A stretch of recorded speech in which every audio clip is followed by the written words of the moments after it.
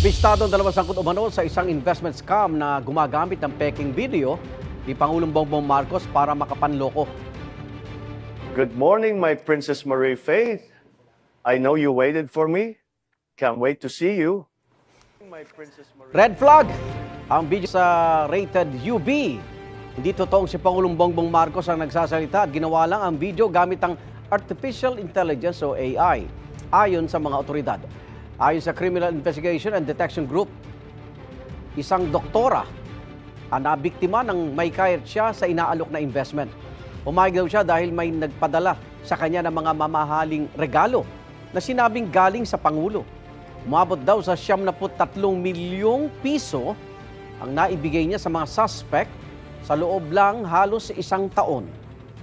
Arestado na ang dalawang suspect sa isang entrapment operation sa Angeles, Pampanga.